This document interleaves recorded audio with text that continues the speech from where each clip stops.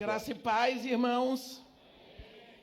Eu quero convidar a igreja para abrir a Bíblia no livro de Atos, no capítulo 9. Vamos ler um pouco, vamos ver o que Deus está nos falando esta manhã de modo especial. Capítulo 9, livro de Atos, onde está escrito assim: Saulo, respirando ainda ameaças e morte contra os discípulos do Senhor, dirigiu-se ao sumo sacerdote e lhe pediu cartas para as sinagogas de Damasco, a fim de que, caso achasse alguns que eram do caminho, assim homens como mulheres, os levasse presos para Jerusalém. Seguindo ele estrada afora, ao aproximar-se de Damasco, subitamente uma luz do céu brilhou ao seu redor e, caindo por terra, ouviu uma voz que lhe dizia: Saulo, Saulo, por que me persegues?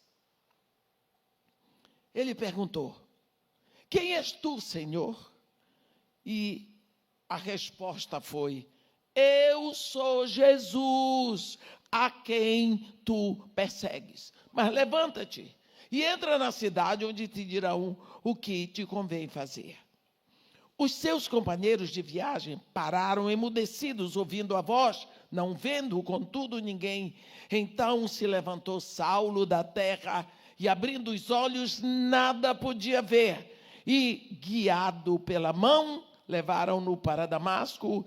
Esteve 3 dias sem ver, durante os quais nada comeu nem bebeu. Ora, havia em Damasco um discípulo chamado Ananias. Disse-lhe o Senhor numa visão: Ananias? Ao que respondeu: Eis-me aqui, Senhor. Então o Senhor lhe ordenou: Dispõe-te e vai à rua que se chama Direita, e na casa de Judas procura por Saulo, apelidado de Tarso, pois ele está orando, e viu entrar um homem chamado Ananias e impor-lhe as mãos para que recuperasse a vista. Ananias, porém, respondeu: Senhor, de muitos tenho ouvido a respeito deste homem, quantos males tem feito aos teus santos em Jerusalém. E para aqui trouxe autorização dos principais sacerdotes para prender a todos os que invocam o teu nome. Mas o Senhor lhe disse: Vai, porque este é para mim um instrumento escolhido para levar o meu nome perante os gentios e reis, bem como perante os filhos de Israel, pois eu lhe mostrarei quanto lhe importa sofrer pelo meu nome. Então Ananias foi, e entrando na casa, impôs sobre ele as mãos, dizendo: Saulo, irmão, o Senhor me enviou, a saber, o próprio Jesus que te apareceu no caminho por onde vinhas, para que recuperes a vista e fiques cheios do Espírito Santo. Imediatamente lhe caíram dos olhos como que umas escamas, e tornou a ver. A seguir levantou-se e foi batizado. E depois de ter se alimentado, sentiu-se fortalecido. Então permaneceu em Damasco alguns dias com os discípulos, e logo pregava nas sinagogas a Jesus, afirmando que este é o Filho de Deus. Amém. Os irmãos podem sentar. Meus irmãos, nós estamos a poucos dias de cruzar a ponte para um novo período que nós chamamos ano. Nós estamos a 16 dias do 1º de janeiro de 2025. Talvez nós tenhamos expectativas para o que vai acontecer, como tínhamos expectativas para 2024. Expectativa nasce no coração de todos. Uma coisa é ter expectativa e outra é esperar simplesmente. Aqui nós vemos um trecho cheio de expectativas, mas nós vamos ver que às vezes as nossas expectativas já foram cumpridas e nós não percebemos. Porque às vezes não percebemos os momentos mais importantes da história de Deus com o homem. O profeta Isaías, no capítulo 43, ele diz: Deus fala por boca desse profeta, dizendo: eis que eu faço coisa nova que está saindo à luz. Porventura não percebeis? Eis que eu ponho um caminho e um rio no deserto. Os animais do campo, os chacais, os filhotes de avestruz me glorificarão, porque eu porei água no deserto. E darei de beber a um povo exclusivo, a um povo que eu chamei para celebrar o meu louvor. Deus está dizendo: eu estou fazendo, vocês não percebem. Até os chacais e os filhotes de avestruz vão perceber, vocês estão por fora.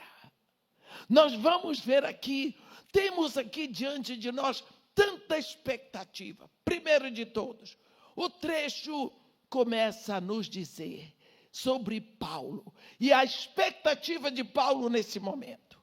Paulo foi um jovem brilhante do ponto de vista de inteligência.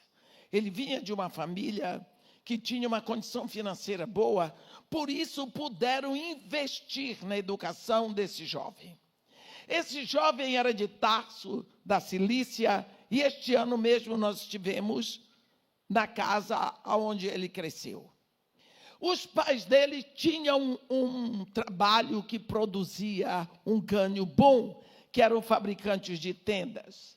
Puderam investir na educação dele, mandá-lo para Jerusalém, e ali ele foi educado na melhor escola da lei, aos pés do mestre Gamaliel.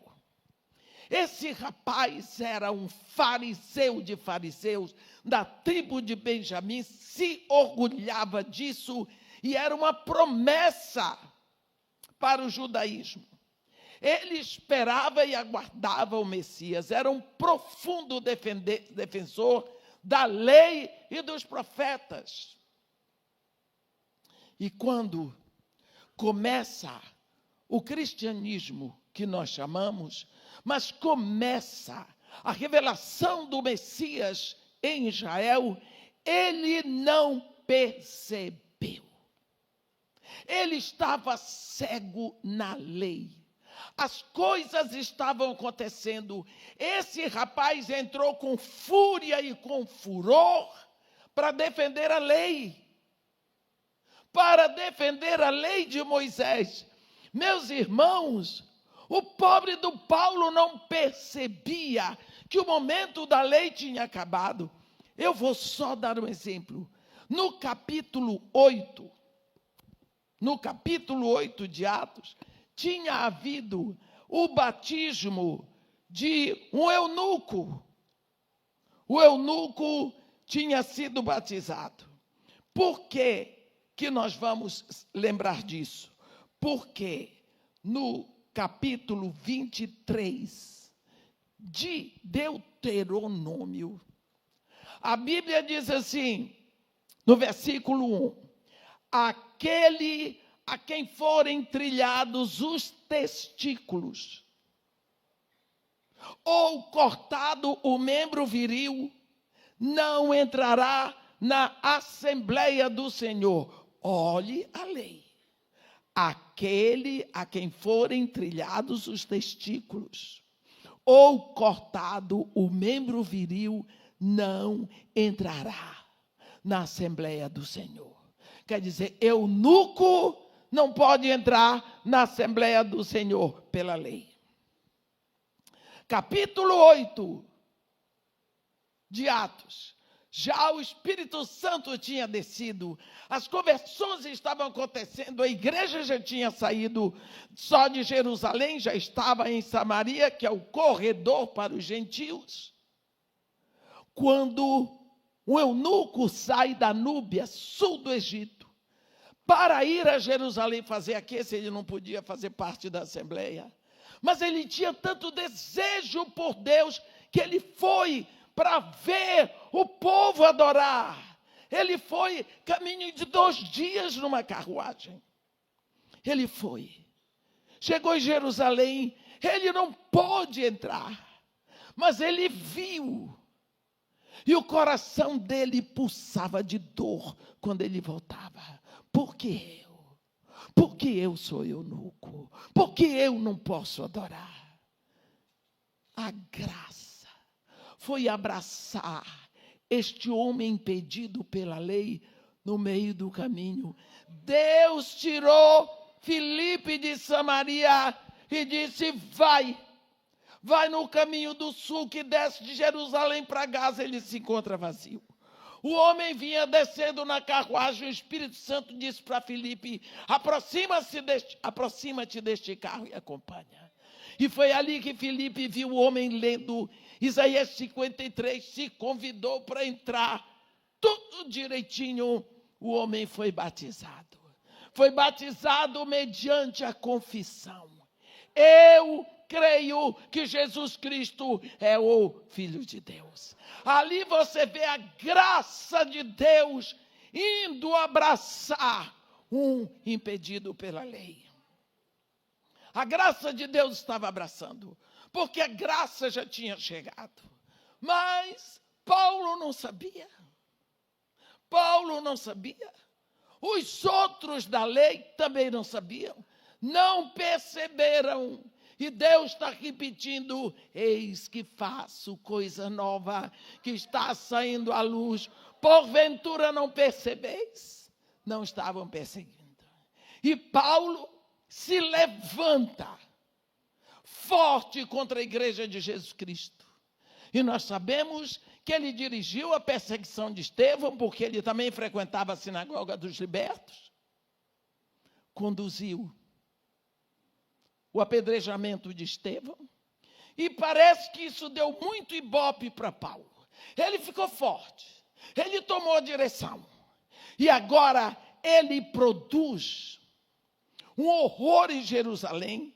E a Bíblia diz no capítulo 8 de Atos, só para vocês lembrarem da noção: naquele dia levantou-se grande perseguição contra a igreja em Jerusalém, e todos, exceto os apóstolos, saíram. Foi a primeira diáspora grande da igreja. Os cristãos de Jerusalém saíram para não morrer. É como se o Espírito Santo botasse na mão uma porção de sementes. E essas sementes são os filhos de Deus. E ele semeasse na terra. O Espírito Santo estava semeando a igreja.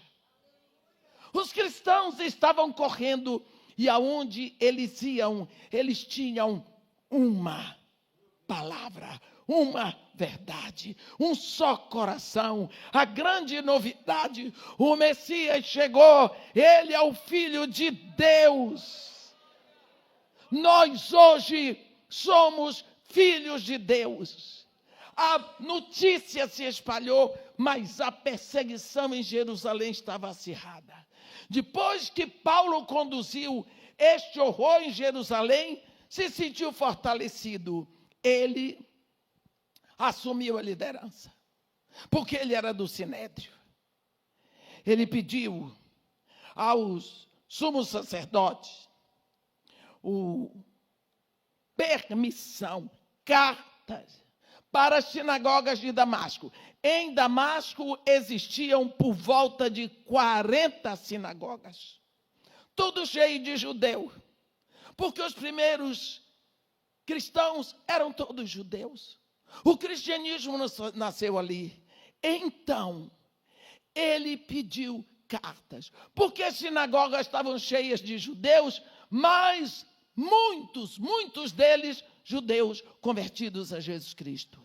Então ele queria ir nas sinagogas de Damasco para pesquisar, ver se encontrava discípulo de Jesus Cristo, porque se ele encontrasse, ele prendia e ia trazer para Jerusalém 6 dias de viagem, para prendê-los, açoitá-los, levá-los a negar o nome de Jesus.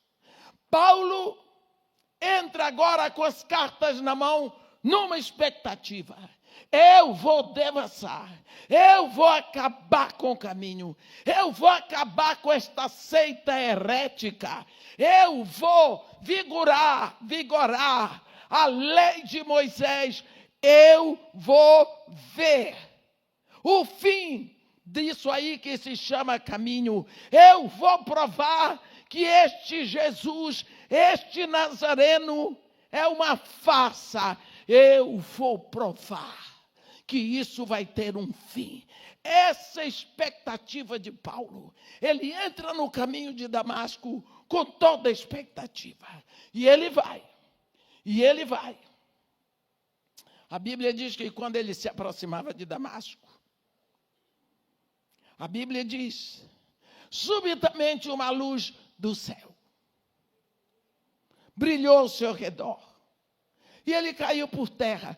Que luz é essa que faz você cair do cavalo? E ele ouviu uma voz: Saulo, Saulo, por que tu me persegues? Quando Deus faz pergunta, não tem quem responda. Porque as perguntas de Deus são ideológicas. Ele diz: quem és tu, Senhor? Em outras palavras, não estou perseguindo ninguém. Ele diz: eu sou Jesus, a quem tu persegues. Primeira direção de Jesus para Paulo foi: tu és um perseguidor. Paulo, mas agora segue. Vai, entra na cidade e te dirão o que tu deves fazer. Aqui. Ponha-se no caminho de Damasco.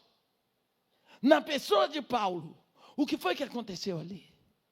Paulo no chão. Então, ele ressuscitou. Porque ele está falando comigo. Morto não fala. Então ele ressuscitou. Paulo chegou àquele lugar, ele sabia que Jesus Cristo era uma farsa.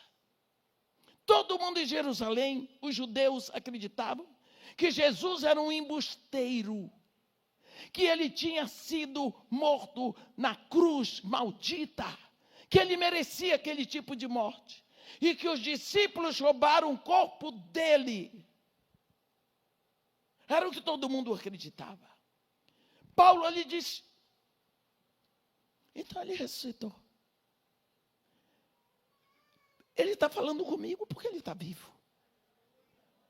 Então, se ele está vivo, ele é o Messias.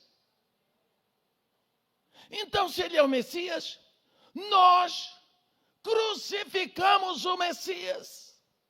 Nós crucificamos o Filho de Deus. Nós crucificamos o descendente de Davi. E agora? E agora? Achatado no chão. E agora? Mas Jesus apontou uma expectativa para ele. Jesus diz: levanta-te e entra na cidade, porque lá te dirão o que deves fazer. A única coisa que Paulo sabia é que ele ia sair dali para a cidade e que ia ser dito para ele o que ele tinha que fazer. Quando, como, ele não sabia. Então agora cresce no coração dele a expectativa de saber como isso vai acontecer. Ele é levantado dali, levado para Damasco, pela mão de quem estava com ele. Quando chegou lá, ele parou de comer, parou de beber. Numa expectativa, quando isso vai acontecer? O coração dele buscava, ele esperava com força o que ia acontecer, porque no caminho Jesus disse: lá te dirão o que te convém fazer. Jesus não disse para ele o que era. Tudo bem. Jesus Cristo vai falar com um discípulo de Damasco, que também estava numa expectativa. O que estava acontecendo em Damasco com a igreja? A igreja de Damasco sabia perfeitamente tudo o que tinha acontecido com a igreja em Jerusalém. A igreja de Damasco conhecia os atos daquela fera sanguinária, sedenta de sangue de crente, que se chamava Saulo e era de Tarso da Cilícia. E eles tinham horror de ouvir esse nome. Eles ficaram sabendo de tudo o que aconteceu. Mas eles também ficaram sabendo que Paulo estava vindo para Damasco para fazer tudo o que ele fez em Jerusalém contra a igreja. E eles estavam, logicamente, orando, clamando a Deus que não permitisse que a mesma coisa que aconteceu em Jerusalém acontecesse em Damasco. Você pensa a igreja toda, um povo cheio do Espírito, filhos de Deus, discípulos de Jesus Cristo, clamando, orando, jejuando, para que Deus impedisse o dano. Numa expectativa, a igreja toda, numa expectativa sobre o que Deus ia fazer. Ficaram sabendo que Paulo já tinha na mão as cartas para ir para Damasco. Mas talvez não soubessem que ele já tinha chegado. Mas esperavam que Deus impedisse o dano. Enquanto Paulo está lá na casa de Judas, né? Na expectativa do que vai acontecer, Jesus Cristo aparece para um discípulo. A Bíblia diz um discípulo. Havia em Damasco um discípulo. O nome redondo. Esse nome é um nome completo. É um nome profundo, discípulo. Porque quando você diz discípulo de Jesus Cristo, você não precisa dizer mais nada. Significa que ele tem a mente de Cristo. Significa que ele é filho de Deus. Significa que ele é obediente à palavra. Significa que o prazer dele está no Senhor. Significa que Jesus Cristo, com tantas pessoas ilustres e importantes em Damasco, ele foi atrás de um discípulo. Agora observe que este discípulo só é mencionado nesse assunto. Nunca mais. Nunca mais. Um discípulo chamado Ananias, seguramente um homem piedoso. E Jesus aparece numa visão para Ananias e diz para ele: Ananias, e ele: eis-me aqui, Senhor. Dispõe-te, olhe bem, e vai à casa, a rua que se chama direita, a casa de Judas. Lá procura por Saulo, apelidado de Tarso, porque ele está orando. E viu entrar um homem chamado Ananias, e impor-lhe as mãos para que recuperasse a vista. Olha o que Jesus está fazendo. Ele está dando uma visão para Paulo. Mas, irmã, como é que Paulo estava tendo visão? Se ele nem tinha recebido o Espírito Santo, não é da minha conta. A Bíblia diz que ele recebeu. Porque Jesus Cristo mostrou e acabou. E Jesus Cristo não tem que pedir permissão para mim. Jesus Cristo foi lá e mostrou. Está aqui, ó, é esse aqui o homem. Enquanto isso, ele deu a visão para Ananias. Ananias, você vai lá. Que tal Ananias? Que estava na expectativa de saber o que Deus ia fazer para impedir que Paulo chegasse. Ananias seguramente tinha família que ia ser devastada pela presença daquela fera sanguinária. Esse homem devia estar chorando nas madrugadas, pedindo a Deus que aquele homem não chegasse perto de seus filhos, perto da sua igreja. Agora, ele toma conhecimento que o homem já chegou. O homem já chegou. Queria estar na pele de Ananias, você que também é discípulo. Acabou a expectativa. O homem chegou, Deus não impediu. Mas ele também fica sabendo que o homem está cego, não vê. Pronto, está resolvido. Chegou, mas está cego. Louvado seja Deus, porque o homem está cego. Que maravilha que o pecador está cego e vai morrer e vai para o inferno. Não é assim que a gente faz. Não é assim que a gente faz. Quantas vezes nós temos prazer na morte do perverso? Quantas vezes temos desejado a morte do perverso? Quando Deus diz, eu não tenho prazer na morte do perverso. Não é o meu desejo que todos se convertam. Então por que eu tenho que ter prazer naquilo que desagrada a Deus? Quando aquilo me causa prazer e não causa prazer a Deus, significa que eu não estou em comunhão com Deus, porque estar em comunhão é ter tudo em comum. Ananias pensou, está cego. Jesus Cristo diz, vai.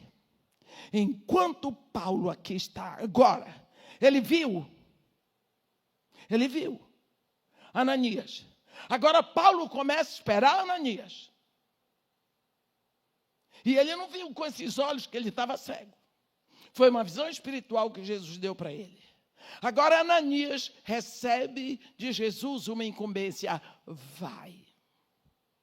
A rua que se chama Direita. E lá, na casa de Judas, procura por Saulo, apelidado de Tarso, porque ele está orando. Em outras palavras, já mostrei tudo para ele, Ananias.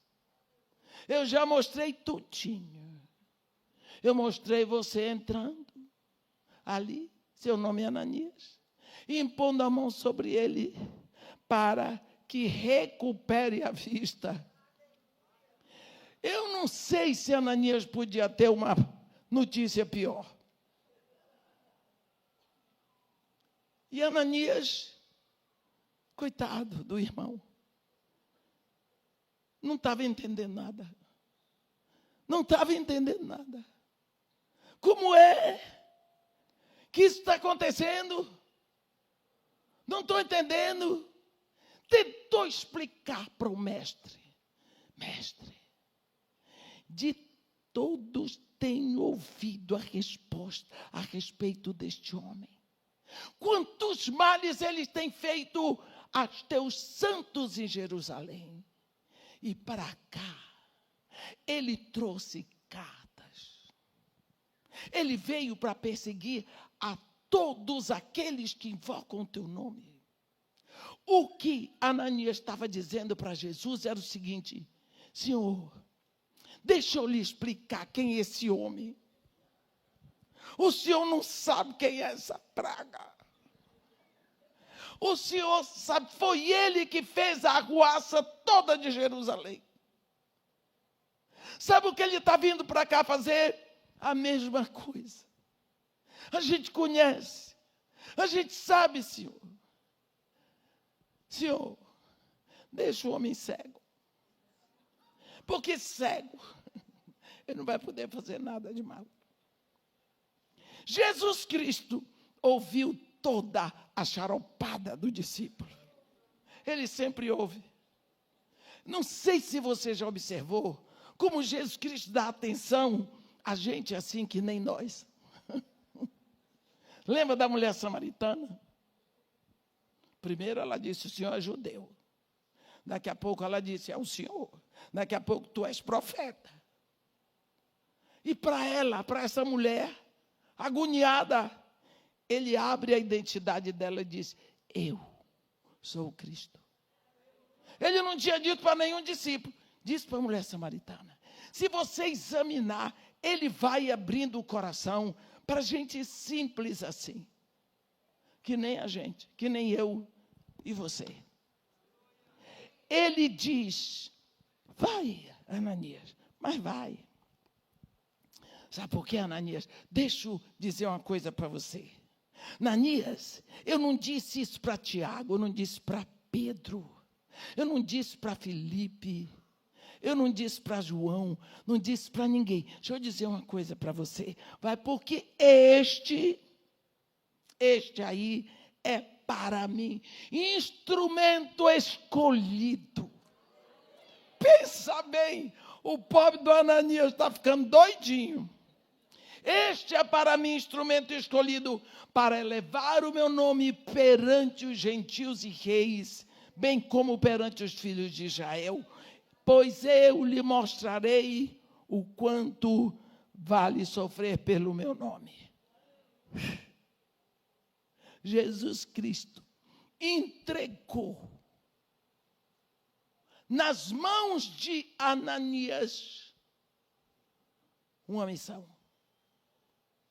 Agora, Ananias, vou, não vou. Faço, não faço. Que horas eu tenho que ir? É hoje? É amanhã? Como é que vai ser?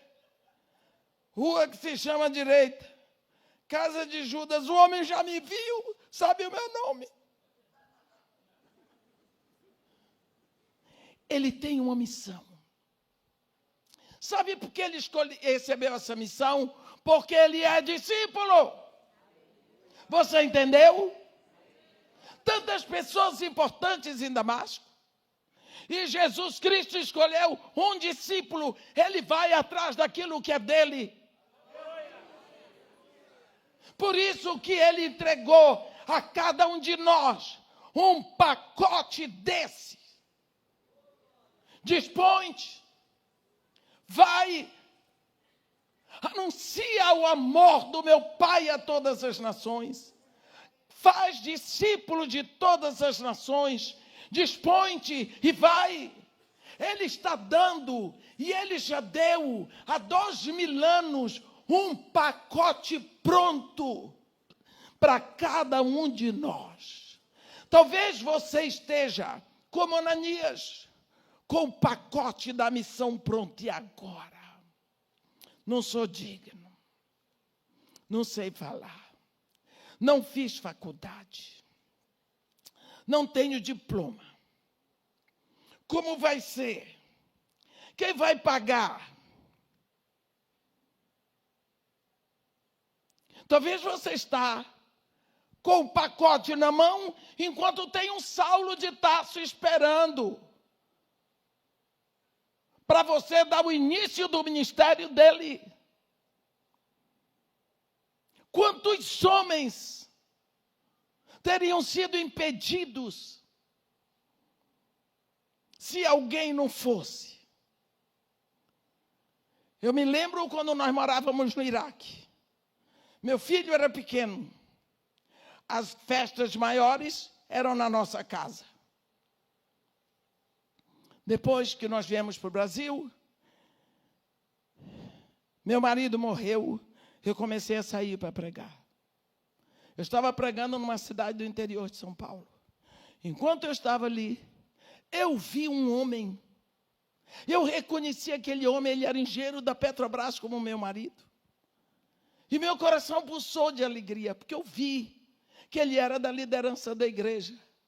Quando eu desci do púlpito, fui lá, dei um abraço nele. Ele disse: de mim, eu estou tão feliz desde que eu vi que você está pregando o evangelho. Eu disse: eu estou feliz de saber que daquela turma toda eu não fui a única que estou no Senhor. Mas você, e cadê sua mulher? Ele pegou e disse: não, pera lá. Eu sempre fui crente. Ele me disse. Eu sempre fui daqui dessa igreja. Minha mulher é filha do pastor de antes. Eu olhei para aquele homem. Eu disse, o quê?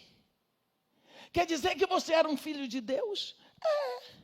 Eu disse, você, seu desgraçado, e se eu morresse ali, eu ia para o inferno, porque você nunca estendeu a mão. Você nunca falou de Jesus. Ia para o inferno eu e meus filhos. E você é uma aparência de filho de Deus. Porque quando você recebe o batismo de fogo de Jesus, você pega fogo mesmo. Ninguém cala a sua boca. Eu disse, você precisa de conversão. Meus irmãos, não tem quem possa calar o fogo dessa mensagem que vem do céu. O discípulo ficou com a missão na mão e foi. Eu não sei o que se passava no coração de Ananias, mas eu já tentei pensar muitas coisas. A expectativa de Ananias, de Paulo não chegar, era uma. Mas agora, o que vai acontecer? E daqui para frente? E a igreja em Damasco não está sabendo que a fera chegou? E que a fera é assim, ó, com o mestre? Ananias foi. Aquele caminho. Quando ele chegou lá, entrou na casa de Judas e foi dizendo, Saulo, irmão,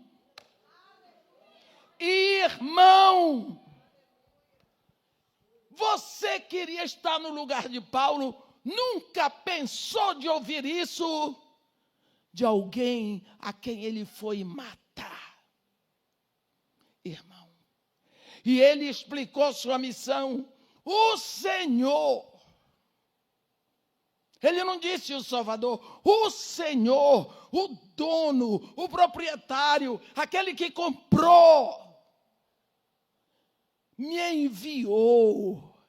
Eu sou enviado do dono da obra, a saber, o próprio de Jesus que te apareceu no caminho por onde vinhas, para que recuperes a visão e fiquem cheios do Espírito Santo. Vamos parar aqui. Por que Jesus não foi lá e curou Paulo? Faz isso não. Ele entregou isso aí para você e para mim, meu irmão. Ele entregou esta obra para você e para mim. Anjo não prega o evangelho. Jesus Cristo não prega o evangelho, ele entregou isso para nós. Tem horas que eu fico desesperado, eu digo, Senhor, o que é isso? Que o Senhor chama alguém que nem eu. O Senhor não tem juízo, não? Ele diz, mas eu já enviei o Espírito Santo. Ele foi dizer, é você, Ananias, que vai fazer. Por quê? Porque você é discípulo. Porque você é discípulo. Para que recuperes a visão e fique cheio do Espírito Santo. A Bíblia diz que imediatamente caíram dos olhos de Saulo, como se fossem umas escamas, e passou a ver. Pergunto para você. A expectativa que Paulo tinha de que Jesus Cristo ia mandar Ananias, porque ele já tinha avisado a Paulo, se cumpre agora. Quando ele tem os olhos abertos, qual é o primeiro rosto que ele vê? O rosto de Ananias. O rosto de um discípulo. O rosto de alguém que ele queria matar. Saulo. Acabou ali, comeu, bebeu, saiu para pregar. O que é que ele pregava? ele afirmava que Jesus Cristo é o Filho de Deus. Começou o ministério de Saulo ali. Quando nós pensamos nessas coisas todas, nós pensamos tantas expectativas que são cumpridas. Ananias viu que ele não precisava se preocupar com Paulo, que Saulo agora ia ser perseguido como perseguiu, que agora não era a raposa perseguindo a galinha, agora a raposa se tornou galinha, ela vai ser perseguida. Ali se preencheu a expectativa de Paulo pela promessa, porque a expectativa com a qual ele saiu de Jerusalém ficou lá no caminho de Damasco. Expectativas fora do chamado de Deus ficam no caminho, ficam caídas no chão. Há um homem gentio, aqui no capítulo 10 de Atos, Cornélio. Nós sabemos da história de Cornélio e nós não vamos repetir. Mas quando Pedro chega na casa de Cornélio, ele simplesmente, Cornélio diz para ele: agora, fizestes bem em vir. Agora, pois, estamos todos aqui, na presença de Deus, prontos para ouvir tudo. Para ouvir tudo o que te foi ordenado da parte de Deus. Pense. A Bíblia diz que Cornélio tinha convidado seus amigos e a sua família, todos estavam numa expectativa. O que é que este homem vai dizer? Cornélio estava em expectativa. Todos nós estamos aqui em expectativa para ouvir tudo o que Deus mandou através de você. Isso é uma responsabilidade muito grande para nós que pregamos a palavra, que usamos o púlpito. Porque púlpito é uma palavra que está escrita em toda a Bíblia uma única vez. Neemias 8, versículo 4. E o objetivo do púlpito é só para a palavra. Hoje em dia nós vemos que púlpito já virou até picadeiro para os. Nós precisamos saber que quando as pessoas saem de sua casa, elas gastam gasolina, tempo, deixam o seu conforto, elas vêm para a igreja com uma expectativa de ouvir tudo o que Deus vai falar. Elas não vêm para a igreja para ouvir a abobrinha de pregador, mas para ouvir a palavra de Deus. Elas têm uma expectativa. A expectativa na casa de Cornélio era tão absolutamente completa que Pedro começou a anunciar Jesus. E no versículo 44, a Bíblia diz que o Espírito Santo não esperou Pedro parar. A Bíblia diz, ainda Pedro falava estas coisas quando caiu o Espírito Santo sobre todos os que ouviram a palavra. Está vendo? Porque estavam todos em expectativa. Todos em expectativa. Por que é tão importante que nós demos mais atenção às nossas expectativas? Pelo seguinte: quando Deus criou o primeiro casal, lá no Éden ele botou. A Bíblia fala que todos os dias, pela viração do dia, Deus vinha para estar com Adão e Eva. A vida daquele casal era uma maravilha. Quando Deus chegava, eles se abasteciam em Deus.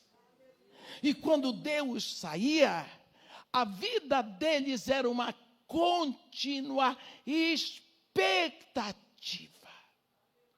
pelo próximo encontro. Expectativa. Não é?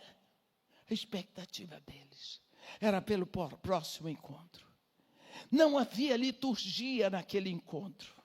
O que existia era um prazer, era a alegria, era a inteireza de estar ali na sua presença. E nós falamos tanto que Jesus Cristo está voltando. Nós sabemos que os últimos dias começaram no dia de Pentecostes, Atos 2, versículos 17. Os últimos dias começaram quando o Espírito Santo veio para a terra. Pelo menos faltam 8 anos para que se complete o 2º milênio do Espírito Santo habitando num povo aqui na terra. Qual é a sua expectativa? O que vai acontecer? Por quê? Quando Deus falou para Israel, lá em Êxodo, ele diz assim: agora, porém, se diligentemente ouvirdes a minha voz e guardardes a minha aliança, então sereis a minha propriedade peculiar entre todos os povos, porque toda a terra é minha. Vós me sereis reino de sacerdotes e nação santa. Frustrou. Israel não cumpriu, não guardou, se misturou com os povos. Mas Deus nunca fica frustrado. Deus vai criar um povo. E Deus vai fazer tudo o que Ele disse que ia fazer. Ele cria um povo diferente. A partir do dia de Pentecostes, olhe agora no reino do Espírito o que vai acontecer. De uma hora para outra, o Espírito Santo vem para dentro de pessoas que ouvem a palavra, que creem em Jesus, que se arrependem, e o Espírito Santo vem. E o Espírito dentro de você, espiritualmente, ele é uma tocha que fica queimando dentro de você. A Bíblia diz: Deus é luz. Essa luz vem habitar dentro de você. Agora, no reino do Espírito, anjos e demônios olham de uma hora para outra. Existe um povo diferente. Um povo que tem dentro dele uma candeia. É um povo diferente dos outros. O que é que começou na terra? Uma raça diferente. Porque até aquele momento era raça negra, branca, vermelha, amarela, sei lá, ameríndia, o que for, e os misturados assim que nem eu. A partir daquele momento, veio uma raça que se chama eleita, porque o Espírito Santo veio habitar lá dentro. Você anda e dentro tem um fogo que queima. É uma raça eleita. Do ponto de vista espiritual, eu sempre gosto de contar o que aconteceu uma vez. Isso já aconteceu muitas vezes. Mas a Ângela estava presente. Nós estávamos numa igreja, numa Assembleia de Deus, em Recife. Uma igreja pequena, num bairro muito simples, graças a Deus. Deus também me dá essa honra. E tinha uma menina que não parava. Uma garotinha que a mãe, daqui a pouco, ela ficava assim para mim. Ficava assim. E eu queria dar um abraço nela, mas ela não chegava. Daqui a pouco a mãe veio puxar ela e disse assim: por que é que tu pega fogo todinho e não queima? Por que é que tu pega fogo todinha e não queima? Não foi, Ângela? Eu disse: Deus abriu a visão desta porcaria. Ela podia ver isso em cada crente ali. Mas Deus abriu para ela. Começou uma raça diferente. Quando Pedro fez o primeiro sermão, 5.000 luzeiros em Jerusalém. Daqui a pouco tem a cura na porta do templo chamado Formosa, mais 2.000, 7.000. O que foi que aconteceu? Raça. Uma raça que nunca tinha existido. Uma nação que não é regida pelas leis da terra, mas pelas leis lá de cima. Nação tem suas próprias leis. Nação tem a sua bandeira. Nação tem o seu idioma. Nação tem a sua cultura. Nação tem o seu governo. Na terra surge uma nação dirigida pelas leis santas, pelo governo santo, pelo monarca da eternidade.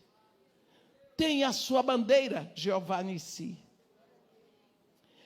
Começa na terra o único povo que tem acesso ao trono de Deus. Chega lá com facilidade e diz: Pai. Primeira vez na terra, porque desceu. O Espírito Santo está aqui. E Pedro diz isso. Pedro, um judeu, ele diz, ele se lembrou desse versículo de Êxodo 19, versículo 5. Ele diz: vós, porém, sois raça eleita, sacerdócio real, nação santa, povo de propriedade exclusiva de Deus, a fim de proclamardes as virtudes daquele que vos chamou das trevas para a sua maravilhosa luz. Vós que antes não erais povo, mas agora sois povo de Deus.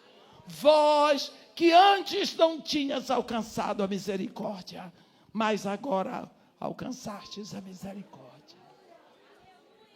Começou no dia de Pentecostes, vai fazer 2.000 anos, daqui a 8 anos. Será que não tem uma expectativa? Nós temos toda a profecia do capítulo 24 de Mateus cumprida, menos um ponto. Quem profetiza no capítulo 24 de Mateus é o próprio Deus.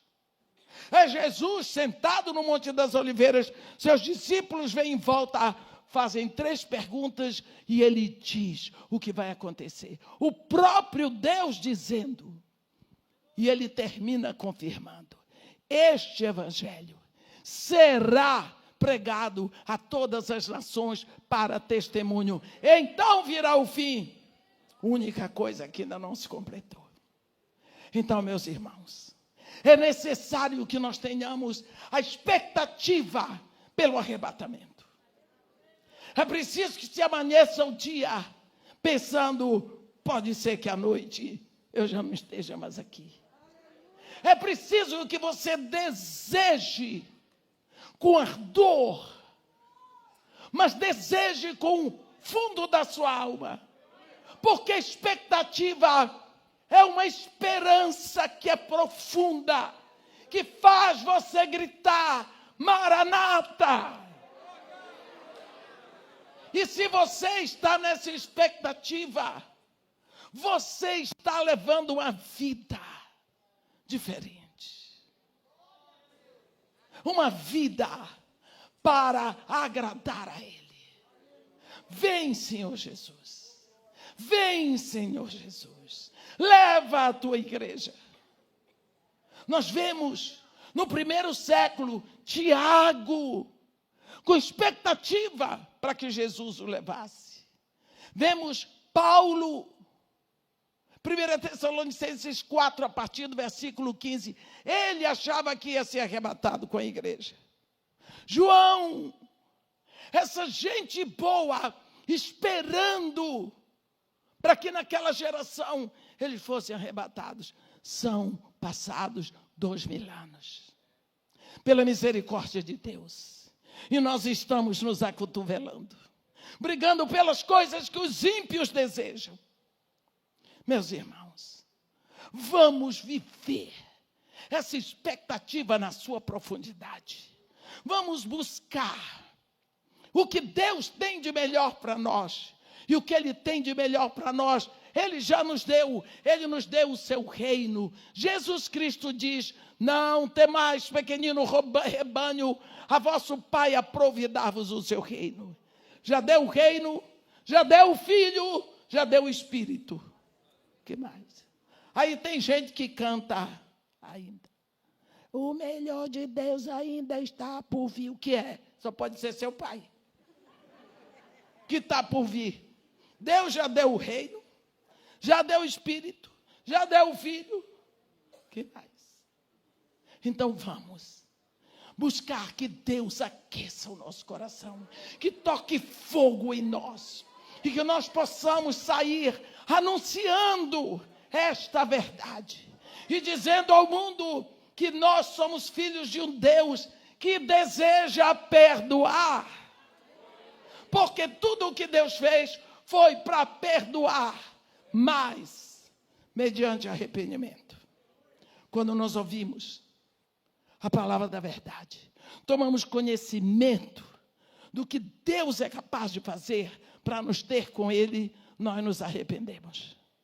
E aí então tudo começa. Ó Senhor Deus, nosso Pai, estamos hoje aqui, numa expectativa que nesse próximo ano, todas as coisas, Senhor, possam acontecer para o nosso crescimento.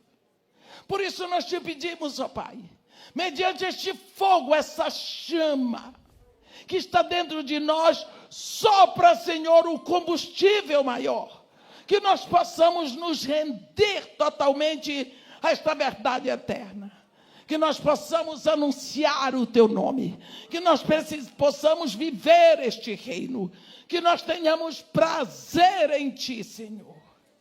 Abre os ouvidos do nosso coração, abre os nossos olhos para contemplarmos a verdade. Jesus Cristo ontem, hoje e será sempre. E nós nos rendemos a Ti, ó Pai, em nome de Jesus. Amém.